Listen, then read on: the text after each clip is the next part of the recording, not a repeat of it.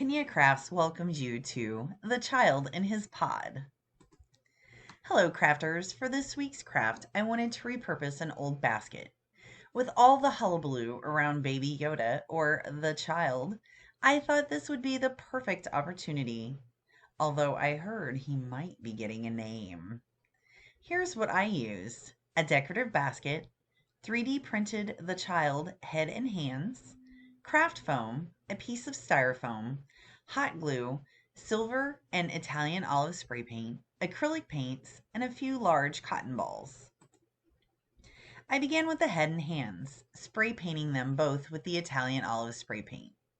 I took them outside and sprayed in light bursts from all different angles.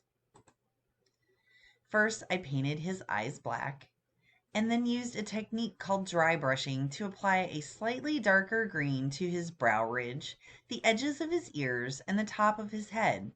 I basically wanted to give more depth to his facial features. I also dry brushed the backs of his hands. For the cheeks and ears, I took just a few drops of acrylic paint, pink eraser, and added just a few drops of water to thin it slightly. I then dry brushed it on as well. I actually applied several coats, wiping away what I didn't like until I achieved the natural glow I was looking for. I also put just a dab on his nose. I used this to paint the inside of his mouth as well. For the highlights in the eyes, I took the end of a paintbrush, dipped it into the white paint, and then barely touched the surface 3 times. I also applied antique white to the fingernails. I then began work on my basket. I hate throwing things away, so when I can repurpose them into a craft, it makes me super happy. I cut gray craft foam and used hot glue to attach it to the basket, wrapping the excess underneath. Think gift wrapping.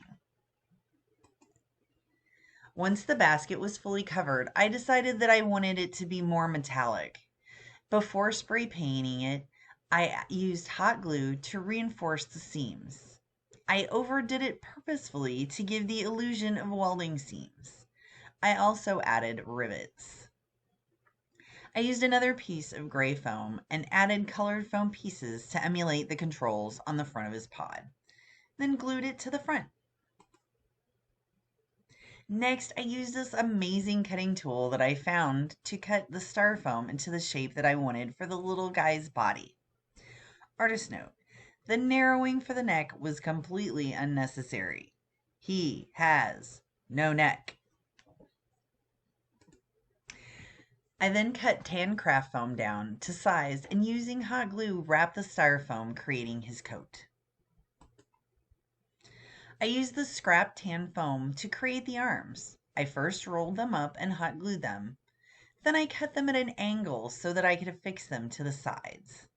I used more of the scrap to wrap around the wrists before gluing them into the wrist holes.